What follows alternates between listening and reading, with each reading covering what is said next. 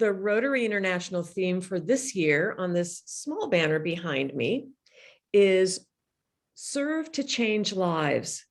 And I'm always reminded of the late Rotarian, uncle of Dave Meyer, Wayne Martin, whose personal motto was never tire of doing good. Connie Shikalis, I'm looking forward to your reflection today. Over to you. Is it time for the reflection? It's time. Whoa, okay, here I am. Having been raised as a WASP in a WASPy section of Indianapolis, and having probably just finished reading Goldilocks and the Three Bears, my 8-year-old self educated my mother one afternoon. I had been intrigued with the only 3 religions I knew existed: Judaism, Catholicism, and my own, Methodist. At last, I had it all figured. Mom, I know what the differences are. Jewish people aren't religious enough. They don't believe in Jesus. Catholics are too religious. Their teachers wear long black aprons and carry prayer beads. And Methodists are just right. Not really, said my mother. No, that's not it. I'm reading the new book published last month by our own Aaron Davis. Systems of Anti-Jewishness, How Bigotry Spread Through Christianity, Islam, Marxism, and Fascist Europe. And Aaron could tell my mom and me a few things. I'm choosing now to talk about the book a little because of the timing. We are approaching Grenfalloon, honoring another great Hoosier, Kurt Vonnegut, who, like Aaron, disdained groupthink, and Memorial Day, when we honor our veterans. Here's one of the many things I didn't know till I picked up Aaron's book. The Jewish War Veterans of the USA is the oldest active national veterans service organization in America. It has had chapters around the country, and it formed to fight bigotry and to include veterans who were socially excluded from mainstream veterans groups, not to magnify Jewish power, but to address powerlessness. The Jewish War Veterans also supports women in the military. Aaron is the grandson of 4 immigrants. His father served in World War II, as did more than 500,000 Jewish men and women. To learn more, I suggest you go to Amazon and download the Kindle. And as Martha Foster would say, it's only $4. Connie, thank you. I'm looking forward to reading Aaron's book as well. And your reflection reminds me of how rich we are with resources in our club. There are so many Rotarians who have so much to offer to our community. And there's Charlotte Zitlow. She's one of them. So we have several guests today. I noted that Randy West is with us, and Adam Terwilliger from Monroe County Schools is a guest of our speaker. And do we have any other guests or visiting Rotarians who I may have missed?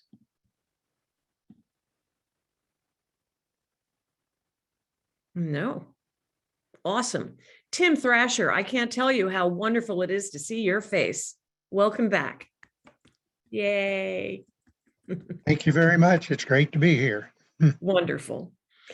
Okay. I want to thank Natalie and Joy, who are producing our Zoom meeting today. Bob Salzberg, who is this month's Roundabout reporter, 5 different Tuesdays that he's reporting on. And Connie, thank you for that reflection. We have several birthdays in our group to commemorate this week. Tina Swanson on May the 24th, Bill Brown, May 25th, and Marcus Debrow. Happy birthday on May 30th. Member anniversaries include Marcus Debrow from Bloomington High School North. He's joined our club just 1 year ago. We're so happy to have him. Joy Harder. Happy anniversary, 16 years as a Bloomington Rotarian. I've enjoyed every moment of it. Thank you for all the fun you bring us. And finally, Judy Lucas is an honorary member and has been so for 25 years.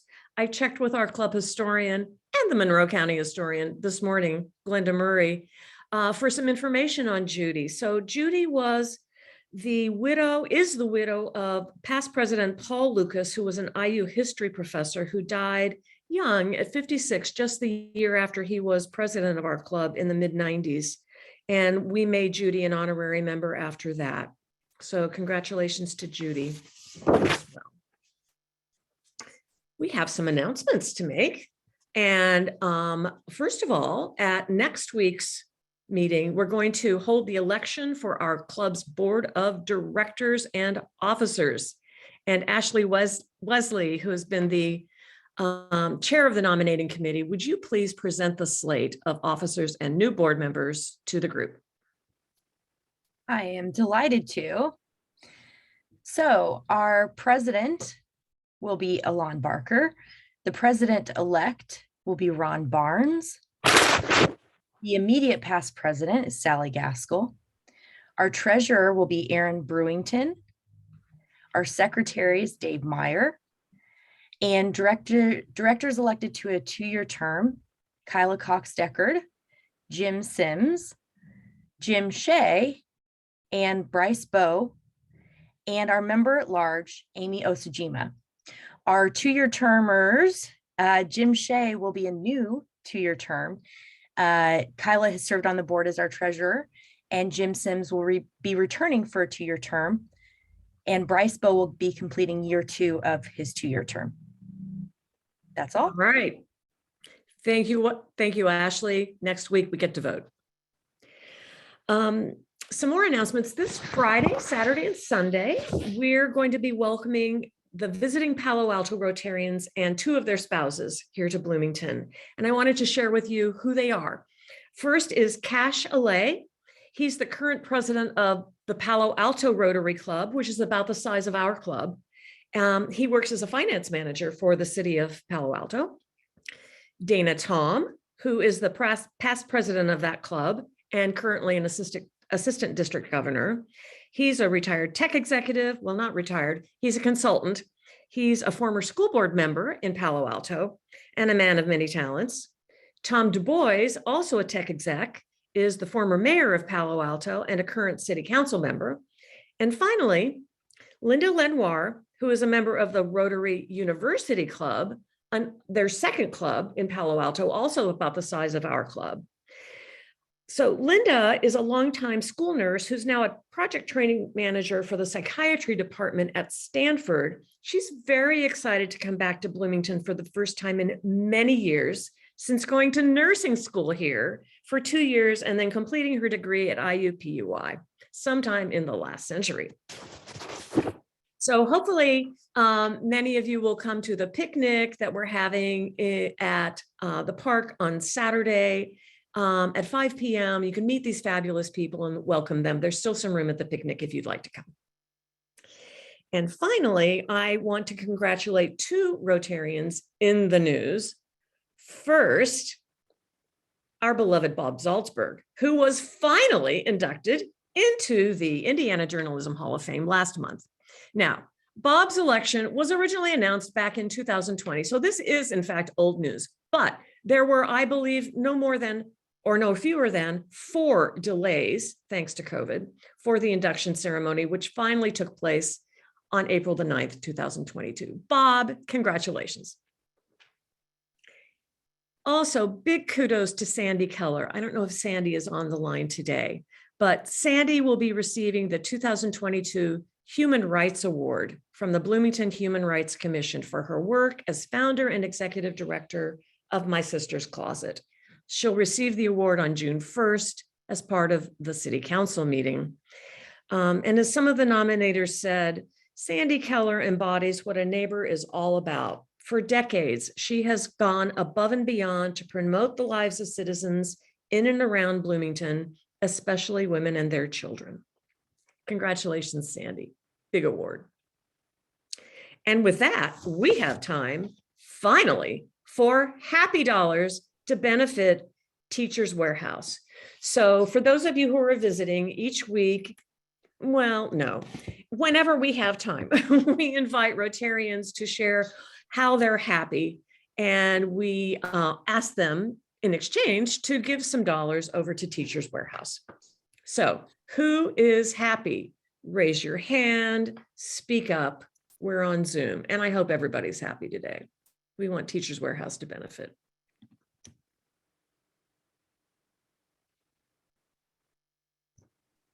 Judy Schroeder's raised her hand. Judy. I'm very happy because 4 of our grandchildren graduated from college this month. So it's been quite a time. Iowa, Kansas, Michigan State, and Taylor. So we'll now have to wait another year for another grandchild to graduate, but it's a great occasion. Congrats, Judy. Alan Barker. Well, I'll just go next. Sandy Keller, congratulations. A huge, I'm going to put in $20 to Teachers Warehouse for that, but also celebrating such a beautiful day in Bloomington. It cannot be a more beautiful day than today. So just happy about that. I'm happy because the annual Bloomington Early Music Festival kicked off on Sunday night. And it's such a joy to be able to go to concerts of live music. Boy. And last night I was there, and our own Alan Barker was recognized for not founding the Early Music Festival, which he didn't do 26 years ago, but for sustaining it for many, many, many years. And Alan has turned the reins over to a new board of directors. And I know he couldn't be happier that it's doing so much good still for the community, nor could I. Thank you, Sandy. I will give $20 to Teachers Warehouse. Okay, I'm happy. I am happy. Can you see me? Charlotte, yes. Yes, okay, I am happy for various reasons. Okay, I have a granddaughter who I'm going to give $20 for a whole bunch of stuff. But one of them is my granddaughter, Nina, graduated from Scripps College 2 years ago, and they finally had their ceremony this week. Oh my gosh. So anyway, she's done. And my youngest granddaughter, Zoe, is coming on Thursday to spend 8 weeks here in Bloomington in the Russian Institute. So that's very exciting. She's going to Smith College, and she's bringing her, I am hoping she's bringing her saxophone, which I got for her so she can play. And I'll try to get her to Rotary with me one day. She's wonderful. And then I'm really happy about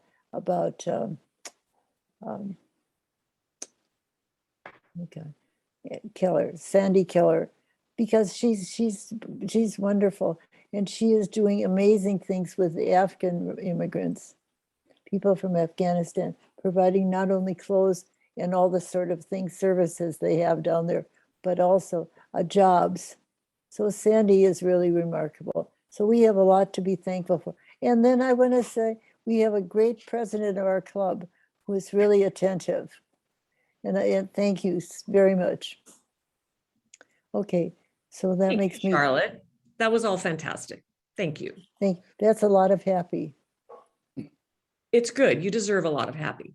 Raj Hadawi, how are you? I am quite well, sending my greeting to all of you, and attending today's meeting. It truly made me happy. I am so happy to hear that our friend Bob Salzberg being honored. And I am very, very happy to hear about the recognition of Sandy and her project to help everybody who is in need. And finally, I am very happy to take a part of this Rotary Club where you are the president and you are departing us. And it makes it double happy to be part of the club, and Elan is coming our way. For each cause, I contribute $10. Thank you so much, Raj. It's a pleasure. Phil Eskew. Well, I'm in a way happy. I'm actually honored. I'm on my way to Newcastle to give the eulogy for Ray Pavey at his funeral this afternoon. Former IU basketball player and humanitarian and assistant superintendent of schools in Newcastle for 31 years. So I was honored to give his eulogy today. Oh, that is a big honor. Thank you, Phil. Anybody else? Anybody else? Allie, I wanted to say something real quick. Of course. I don't see Kyla Cox-Deckard on here. Is she here? I don't see her either. But I just wanted to give her a shout out because she just graduated from Hoosier Women Forward. And I think that's really wonderful. She's always doing something, but just thought she could use a shout out. She's always moving us forward and herself forward. And I'm just really proud that she's a part of our club and she's a friend. Awesome. Yeah. Okay, everybody. That was terrific. Oh, Ruth Boschkoff, are you waving your hand? You can have the last hurrah. But you're on mute, so you'll need to unmute yourself. Can that do it? Yes, ma'am. I am happy to hear our speaker today because long ago I taught him how to sing. Oh my gosh. Yes, it's true. Okay, I want that story later. But it makes sense since Ruth, you are a music educator, and Jeff, you've been a student. So, and music is essential to our public schools. Okay, then, with that, Ron Barnes, would you please introduce our guest for today? President Sally, I'd be honored to do that. And members and guests of our Rotary Club, it's really a pleasure to introduce Jeff Hauswald to you. He started as superintendent this last July, and he's a seasoned superintendent. He was superintendent 12 years in Kokomo, and he came up through the ranks in Corydon, Indiana, and he's a Southern Indiana boy. But again, all his degrees except his high school diploma were from IU. And again, he got his doctorate in IU in 2020. And coincidentally, the city of Kokomo had him as Person of the Year in 2020. And he was also in 2018, Region 3 of Indiana Superintendent of the Year. And I want to just, in closing in the introduction, want to read, I went back to a reference that when I talked to, when I was doing the search for MCCSC, I talked to the mayor of Kokomo, and I want to read to you what he said in this one short thing. He says, Dr. Hauswald is a true leader. He inspires everyone with whom he works and understands the importance of developing quality leadership capacity in systems.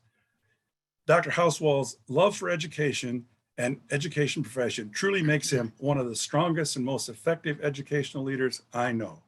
And I concur with the mayor of Kokomo. So it's an honor to introduce to you Dr. Jeff Hauswald. Well, thank you, Dr. Barnes. I appreciate that. I give a lot of my credit to mentors, and I have a lot of them. One of them is, of course, Ron Barnes, going through the IU system, including getting my ed leadership doctorate. Of course, I was just blessed to have Dr. Barnes as one of my teachers and role models, and he really walked me through the process. So a lot of those accolades are because of him. So I'm pleased to be here today. I thank you guys. We do want this to be interactive, of course. I don't know what your rules are, but I'll at least open the chat box while we're having this conversation. So so that if you have individual questions, you're welcome to ask them, and we want to answer your questions. Ron is correct. I've had the opportunity to come here and officially start July 1st, 2020.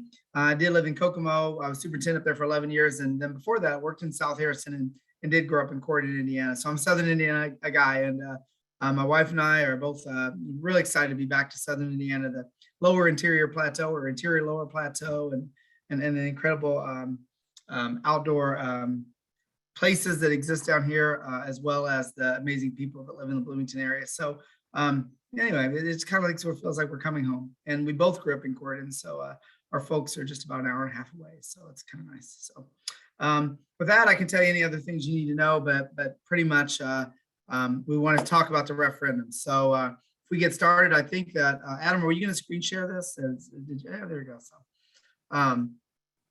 I will tell you that when we went through the interview process, the first thing that was asked, what are your feelings on referenda?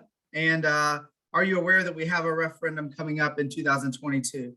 So I'll answer that first.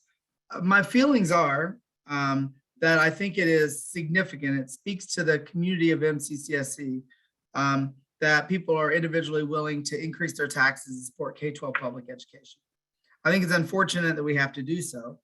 And we'll talk a little bit about state funding concerns later. So I think it's an unfortunate reality we face, but nonetheless, it is incredible that the local community supports K-12 public education. So you may be aware that MCCSC has operated on a referendum since 2010. They passed one, it started in 2011. We'll give you a little bit of history of that and just kind of talk to you about the pressing needs we face at MCCSC and why we are going to ask taxpayers for a third referendum on November 8th, 2022. But before we do that, we of course have to talk a little bit about our successes. And it goes beyond just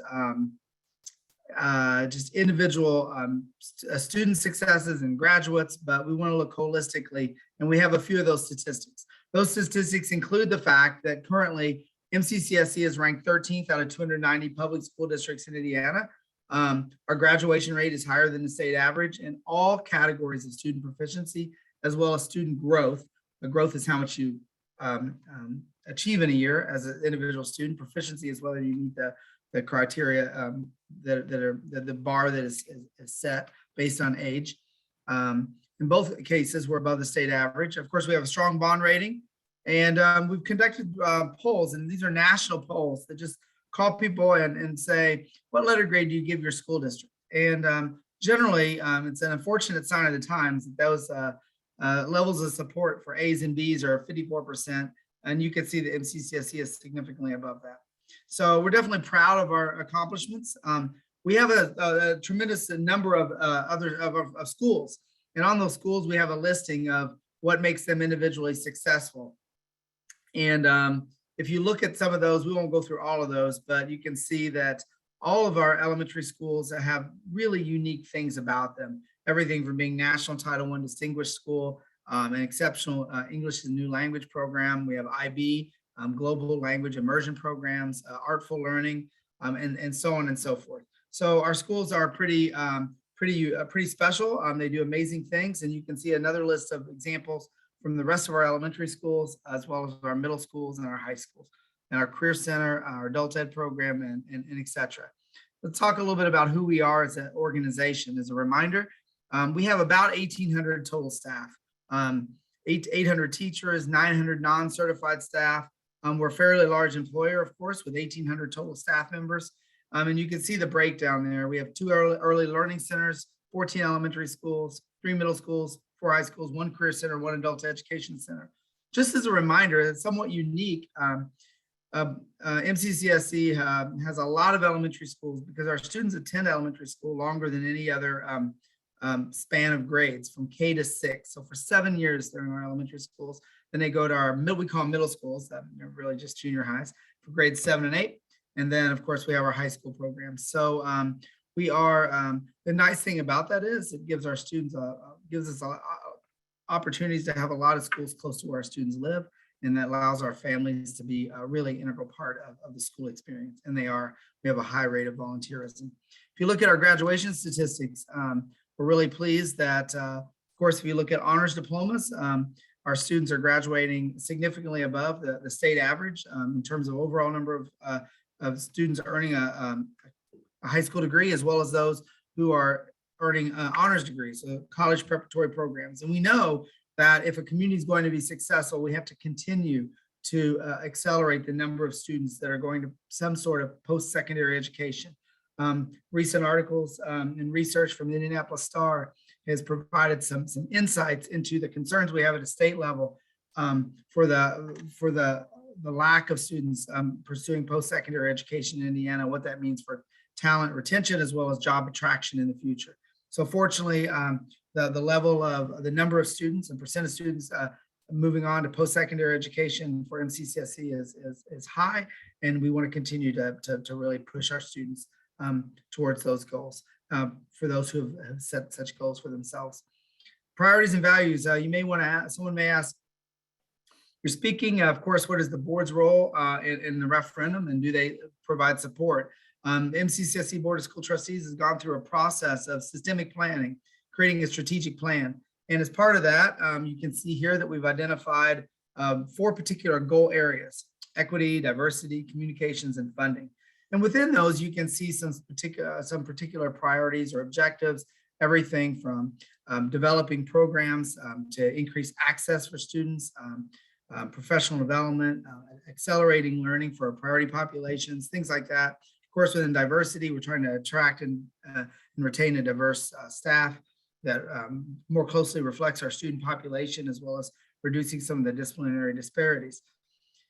But if you look at our funding goal, we clearly have a charge to increase funding from local sources through community-approved initiatives. So our board was unanimous in this decision that they wanted to move forward with the pursuit of a referendum, our third one, with our first one being in 2010.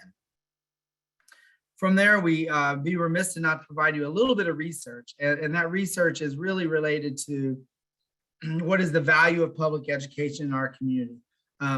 We know that when you invest in K-12 public education, it increases academic, not only academic results and opportunities and services, but property values, local business attraction and retention, and long-term savings. We'll give you just a little bit of that research. Just a reminder is why K-12 education is an investment. The first one I want to point out to you is that for every $1 invested in K-12 public education, per pupil housing values increased by about $20.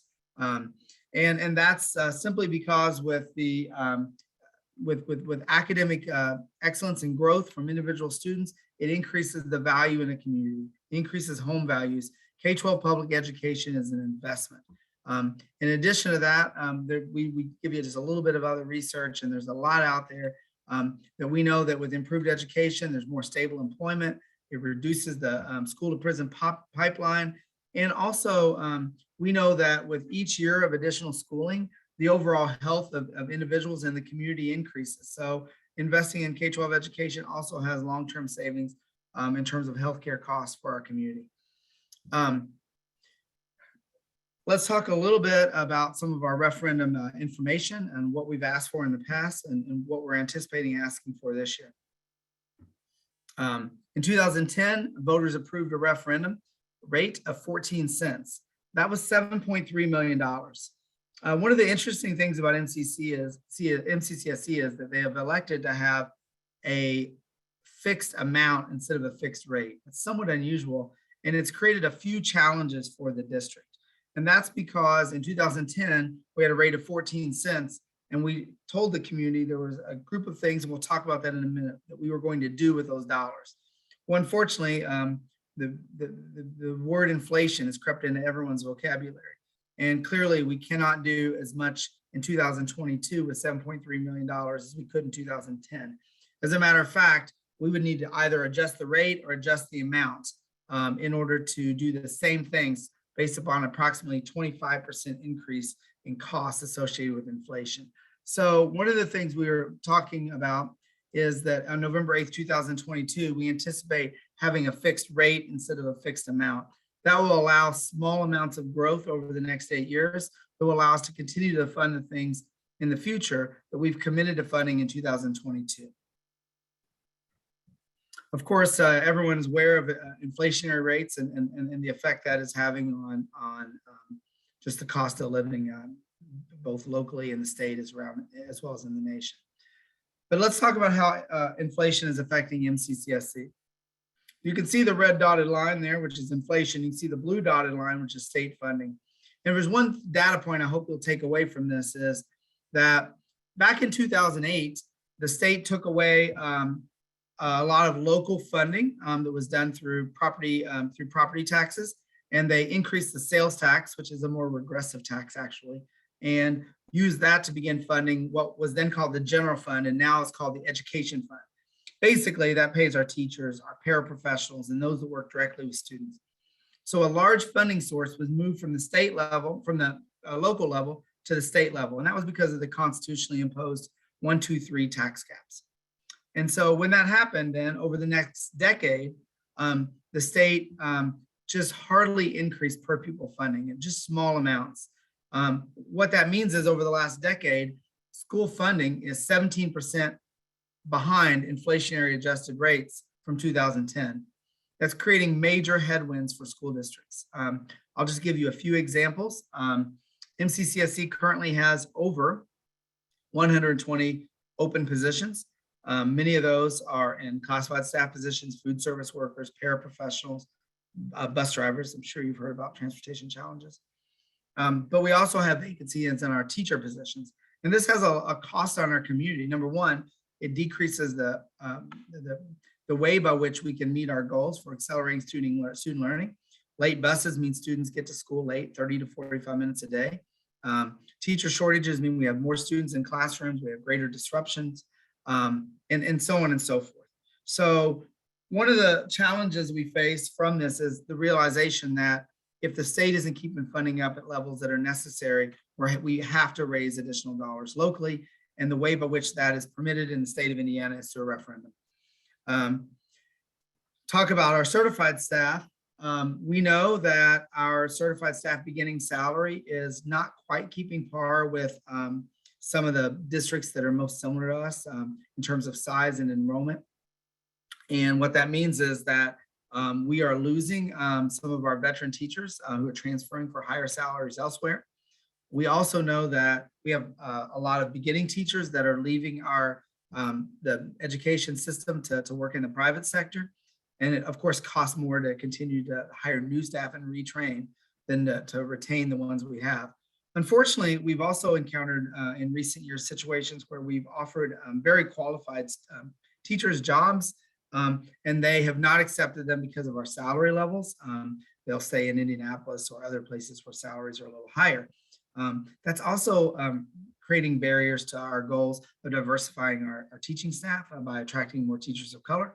So we definitely want our teachers to look like the students that they teach. And unfortunately, we identify qualified teachers, including teachers of color, and our salaries are a barrier. So we know that we have to increase our teacher salaries. We also know that we have to increase our hourly wages. And the only way we can do that is by increasing funding at the local level. We'll talk a little bit about how we spend our referendum dollars. If you look at this list, you can see a lot of different ways by which people may spend referendum dollars. And we won't ask you to go through and think through which ones we do and don't. But in short, we do not spend referendum dollars on administrative salaries, and we don't spend them on building renovations and repairs. We're allowed to. You can have a referendum for the purposes of constructing new buildings or remodeling. But from the feedback we received in this community and our overall goals, we want to put our money towards our staff, towards our human capital. It's the most important investment we can make. But I do want to point out that our 2010 referendum and continuing on, we spend money on extracurricular activities, dual language programs, teacher salaries, support staff salaries, STEM, performing arts, and field trips. So there's a lot of ways in which we currently spend our referendum dollars of $7.3 million. Currently, because of inflation, and we have a capped amount, we will point out that 93% of our current referendum dollars go towards wages and benefits. So a majority of our current referendum dollars are going towards salaries and hourly wages. Again, investing in the people. Unfortunately, $7.3 million of the referendum is still not allowing us to keep our hourly rates and our salaries at least inflation adjusted for inflation. So it's creating headwinds, which is why we anticipate asking for additional dollars in the 2022 referendum.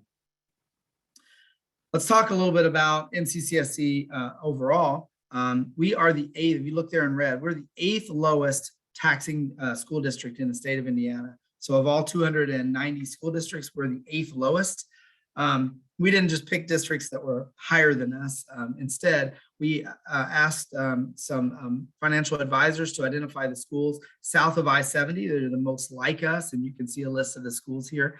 That's everywhere from Warwick, which is just a little east of Evansville, to Seymour, Terre Haute, of course, Evansville. Bartholomew is Columbus, Center Grove, New Albany. Greater Clark is Jeffersonville, Charlestown area. Franklin Township is just the southeast section of Marion County in Indianapolis.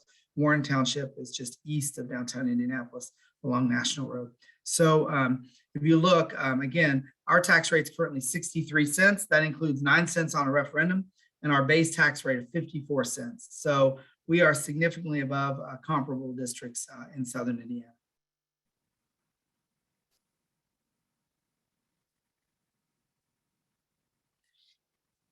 And of the 141 approved operating referenda in the state of Indiana since 2008, the average approved tax rate has been 28 cents. So not only are we a low taxing district in Indiana, but most of the referendum are a much higher rate. And when you see these rates, like I told you that in 2010, we had a rate of 14 cents and it's currently 9 cents. This is on the 100. So of course, when you take your the assessed valuation of your home, you take off probably your 3 standard deductions, you get a net value, divide that by 100, and then you would multiply by 9 cents, for example. Currently, the average home at MCCSC pays approximately $600, non-referendum dollars in taxes. We did a presentation recently to some of our government leaders, and they kind of pushed back saying, I think your rate is I think we pay a lot more than that. And they checked and they were surprised. They said, I didn't realize that the rates were that low for MCCSC. So we're pleased about that. We're pleased to have a low rate and be a low taxing school district and still accomplishing great things. Next, we want to talk a little bit about our plan for the referendum going forward, including some community feedback and how that has shaped not only the amount we're going to ask for in the referendum, but how we're going to use the money. We've been very clear this time around that we want a blueprint that says this is exactly the areas by which we need additional money, and this is how we're going to spend it.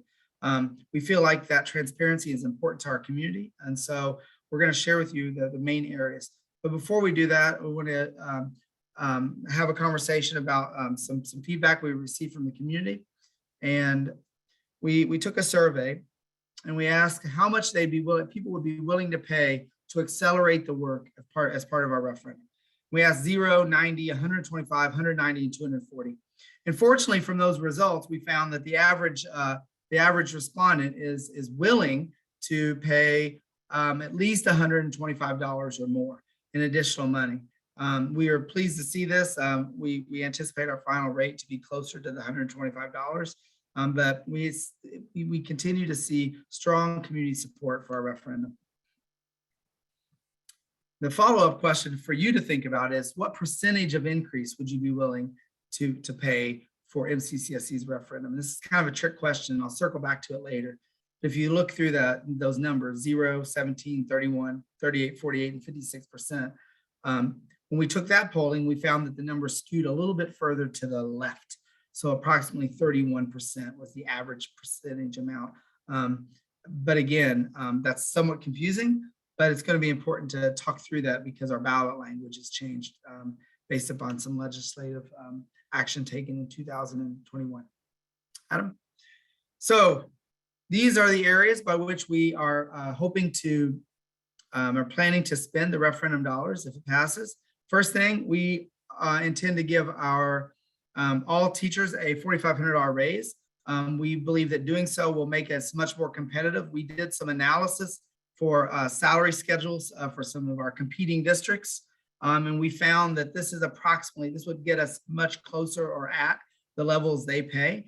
And the cost of that would be $0.50, 5.5 cents of additional taxes for us to increase teacher pay by $4,500. And someone asked me, well, what if we don't do that? Well, if we don't do that, we're going to continue to see vacancies in teachers, a higher turnover, and this all affects the quality of the work we do.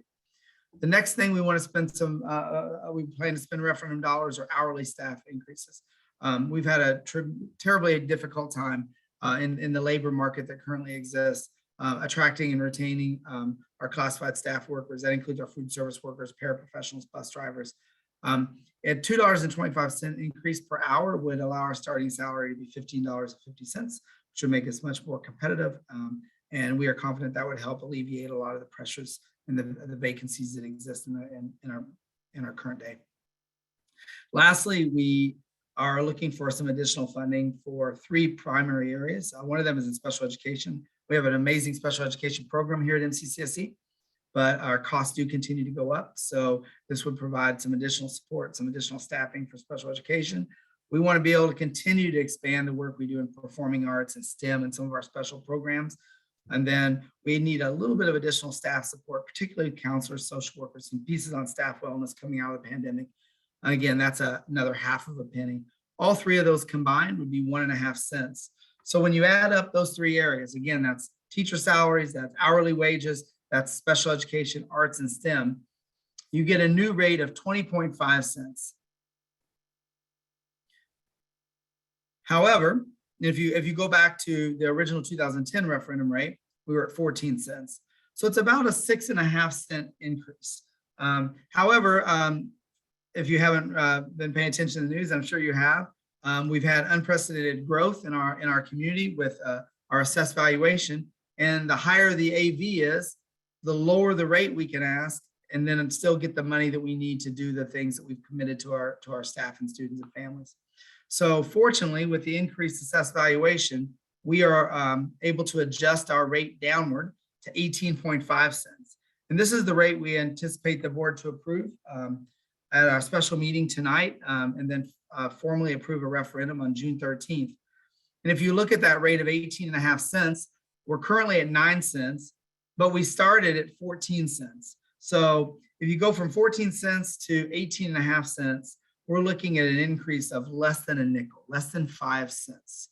And a rate of 5 cents increase, we'll talk about some of those amounts later, is actually going to be trending closer to a difference of about $65 for the average homeowner with a median home priced at MCCSC. Also, we want to point out in here that because of the increased assessed valuation, we think our base tax rate is going to drop. We know it is. It's currently at 54 cents. We anticipate that rate to drop by anywhere from 2 to 5 cents. So interestingly, when that rate drops and we're down to 18.5 cents, we anticipate seeing a pretty small increase overall for our property, for those who are paying property taxes. But yet with those additional revenue, we'll be able to accomplish some pretty incredible things related to our staff salaries and wages in some of our programs. Making sure there's no questions. I haven't seen any yet. All right. If you have a question, like I said, just put it in the chat box, and I'm monitoring that. I don't see everyone's faces right now, so I'm sorry if you're waving your hand at me or rolling your eyes. I can't see that. If you look at comparison with an 18.5 cent referendum rate, this would still put us below all of our comparable districts that we shared earlier at 72 cents. And we do anticipate the 72 cents to drop a little bit because our base tax rate is likely going to decline as well. So all of this is to say that we have really worked and met with several stakeholders in our community. We've talked to our staff members, we've talked to our families, and we've not only developed a strategic plan, but we've identified the key areas that we need additional funding for. And that's teacher salaries, hourly wages, and then arts and STEM and special education funding. We've tried to set that rate as low as possible.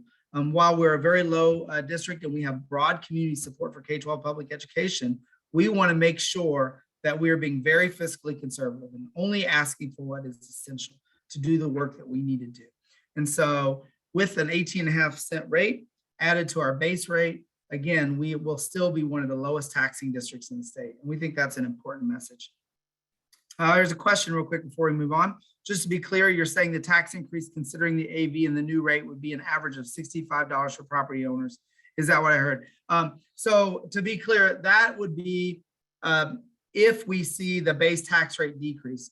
We are publicly stating that we would anticipate the average median home value to see an increase of $125. And we have some slides on that here in just a little bit. So $125 on the assumption that our base tax rate does not decline.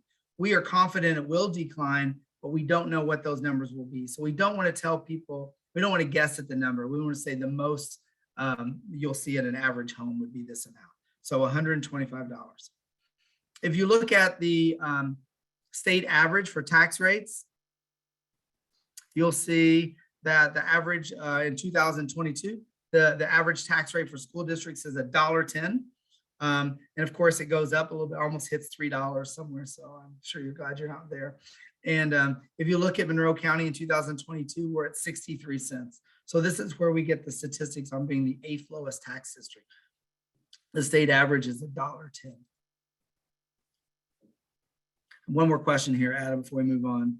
Will the other comparable schools be needing to seek a referendum this year as well? If we go back to that slide, Adam, real quick on the comparable districts, some of them have referenda, some do not. You can kind of see the dotted lines. Those are ones that are operating under a referendum. Some, unfortunately, the referendum approach, and we're a referendum state, isn't real equitable. I would argue that, number one, we know that it costs more to educate a student in poverty. So we know that the higher the free reduced lunch rate, the more funding is needed. But unfortunately, the rate of passing rate of referendum in local communities doesn't necessarily correlate with that. So some districts can pass them, some can't. And so we're creating an unequal system of schools, which is pretty troubling. We already had it a little bit with sort of some of the charter voucher movement, but now we're seeing it amongst public schools. So some of these, I know, for example, on here, Franklin Township, they're at $1.35. They just had a referendum in May and it did not pass. It was on construction. So you see there a solid bar there. Others are currently operating under a referendum, and I don't know which ones are up in May. There were 11 referendum in May of this year, and 9 of them passed. So I do think it depends. Some districts don't believe they could get them passed or taxed through their local voters. We've conducted polling in the fall, and we did some follow-up polling actually just about a week ago. And interestingly, we continue to show a broad level of support for MCCSE K-12 public education. As part of those polls, we do what's called initial polling, so uninformed polling, and then informed polling at the end of the conversation. And we poll 400 people in each series of surveys. We make sure they're demographically represented by township and by age and by educational attainment and those types of factors. And again, the results are pretty staggering in the level of support for a local referendum at MCCSC. Okay, here's a question. How did we end up in the bottom 8? That's a great question. So it's a good place to be in this case, I guess, is a low tax district. A few things. We have to acknowledge that the university effect and the fact that we have high assessed valuation in our community. And the higher the AV you have, oftentimes the lower rate you can set to still get a similar amount of money. So I think that's probably one of the main reasons. I would also say that we don't have a large amount of tipping and abatement and other things that a local city or a government entity can do that can take taxes off of the roll. And we also don't have a lot of debt at MCCSC. So those are 3 of the major reasons why I think that we have lower rates. And those rates could go up, for example, if the school district had aggressively spent, taking out debt to build new buildings. But generally, MCCSC has been pretty careful and tried to keep their base tax rate level or keep it declining. So that's really kind of the reason. And then Dr. Barnes told me I only have another 30 minutes, so I'm going to keep going. Financial analysis and projection, I'll go through this pretty quickly. If you look at this, we do want to point out that if the referendum were to fail, we know we would be in deficit financing by 2024. Adam, keep going here, a couple more. And with a referendum, we are much more stable. All right, next thing I want to talk about is someone asked about this, the average impact at 18.5 cents we just updated these numbers. We just got new mean home values of $252,000. That would be an additional tax rate of $127.59. So about $125. And then we're going to talk a little bit about the community impact to make you aware that in 2010, we had a ballot language of 14 cents. 2016, the ballot was enlarged in order to basically state some other things that we were using it on. But in 2022, the state legislature is requiring us to put this great big old thing, this big paragraph on the referendum. And we have to say what percent increase this will lead. And unfortunately, we want to drive home that the percent increase is based on MCCSC's current base rate of 54 cents. So the lower the rate, the lower the denominator, the higher this percentage is going to be. So unfortunately, if we ask for 18.5 cents and our base rate is 54 cents, we're looking at an increase of about 35%. And that can be very confusing to voters. If we were Bartholomew County in Columbus and we had a much higher, a higher base rate, or if we were Warren Township, the same amount of referendum dollars or same rate would show different percentages. So this is a very misleading part of the ballot. So we're going to put a tax calculator on our website so people can know exactly where the money will go and what we'll be using it for. We do want to point out that this average increase will cost about a cup of coffee a week, I guess, if you can get a cup of coffee for $2.44. That's why I make mine at home and bring it in every day. So we also, the annual increase there is about $127. Real quickly, before we move on, we have a couple questions. What about healthcare in the schools? Do we still have school nurses? Yes, we do still have school nurses. They're extremely vital and in many ways, not just coming off of the pandemic effect, but they serve our students on a regular basis, whether that's allergies, whether that's preventative health, and a lot of those things. So that's a great question, and we do have that. We also are continuing to watch and provide services for mental health for our students. What's the average money spent per student? Would you like to? What would you like to see to make it competitive and deliver better education? So how much? So in an ideal world, we already have very high results. We want to make sure that we have the best program that fits the needs of every individual student. So we need additional funding as time goes on to increase access. So students, regardless of their economic realities, don't have barriers to attending the programs they need to attend. So we can avoid summer loss, take care of mental, social health, well-being, kind of the whole child conversation. So like I said, our state funding is decreased by 17%. So a 17% increase to that would be a starting point. But we still know that our salaries are slightly lagging. And the better our salaries are, the more we can attract top talent. So I will tell you that the 18.5 cents is going to go a long way towards accomplishing these goals. And it will move the needle, so to speak, on the successes and progress of MCCSC. There's no doubt about that.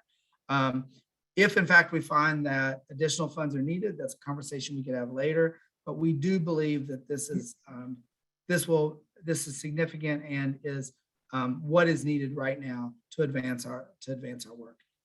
Last thing I will point out to you is that we kind of talked about this $125 increase is about 35% for an 18.5 rate. And the last thing is, if there's a way by which you can be involved, Adam, if you'll move the slide forward one more time. We know, we're going to go back one, sorry. That if we have a yes vote, we're going to increase teacher salaries. We're going to increase the hourly rate and provide funding for the programs we most need. Unfortunately, no vote, we try not to be negative, does mean that we'll have to freeze salaries. It's going to require us to eliminate some of our programs and reduce 100 more positions. Basically, if it doesn't pass, we have a $7.3 million fiscal cliff. If it does pass, we've increased our rate so that we have the capacity to do some additional much needed things. And in short, we'll go back to the research. K-12 education is one of the best investments you can make in our community. We know that MCCSC is already highly successful, but the higher the success rate we have, the higher the educational attainment is in our community, the easier it is for not only the overall quality of life that exists in MCCSC and in Bloomington, it also the overall health of the community and the ability to attract and retain careers and attract additional businesses. So overall, it's vital. And with that, I don't know any other questions on here. Maybe one more message, and I know that we're about out of time. Yeah. Dr. Thank you so much for this amazing presentation. Would you have a few minutes to stay after for more questions? I can stay as long as you like. All right, that's what we like. Thank you so much. I usually go to bed about 9:30, but I have a board meeting tonight at 6. So in recognition of your talk today, we're going to make a contribution to the Tandem Birthing Center in Bloomington. Next week, for our meeting, we are going to be having the annual meeting of Bloomington Rotary on Zoom and in person at the Frangipani. We will be electing our new officers and board members, talking about our finances as a club. We're going to be thinking about ways that we can each engage in Rotary and much more. It will be fun. So to close our meeting, Alan, could you please share the 4-way test graphic? And we'll recite together of the things we think, say, or do. Is it the truth? Is it the truth? Second, fair to all concerned.